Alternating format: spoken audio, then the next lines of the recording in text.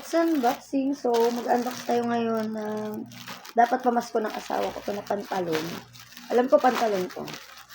Pamasko dapat ng asawa ko to. Ang kaso, late na siyang dumating. Ang tagal niyang dumating. Kaya hindi na nagamit ang asawa ko. So, color gray yung in-order ko nga ba? Tama nga ba? Hindi ko din sure kung gray yung na-order. Pero ito. Ito siya. Sana kumasya, diba? Kasi, anong size na ba to?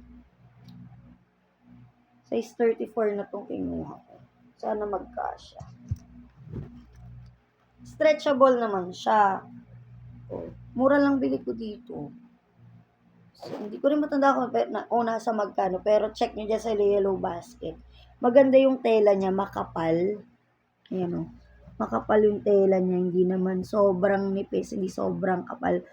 Malamig siya sa katawan pag sinuot. May pocket siya dito sa harap. Malalim din yung pocket niya. Siguro mga isang dangkal. Kasi ang cellphone. Then, smooth ang zipper. Ayan, yung zipper niya.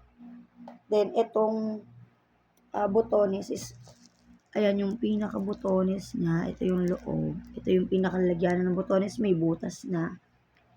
So, meron pa siyang tag na ganito dito sa ating likuran.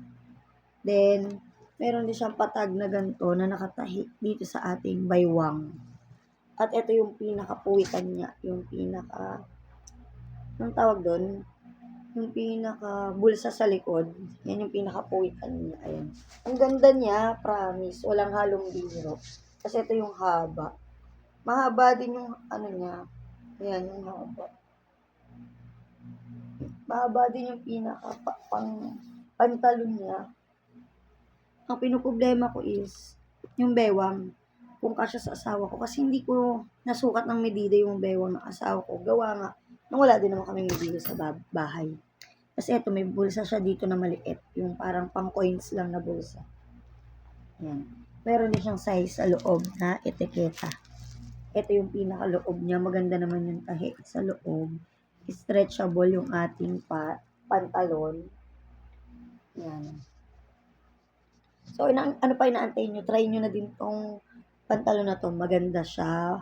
Mura na. At siguradong magugustuhan ng mga pagbibigyan nyo or ng mga asawa at mga anak nyo. So, stretchable pa siya. So, gusto kasi ng asawa ko is laging nakahapit yung ganito. Yung punja sa kanyang sa kanyang legs.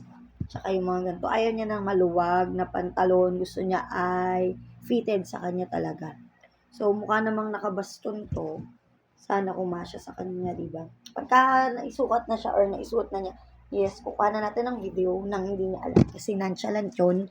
Nako po, napakahirang i-video nun. So, babush. Andyan lang sa ating Yellow Basket. Order na!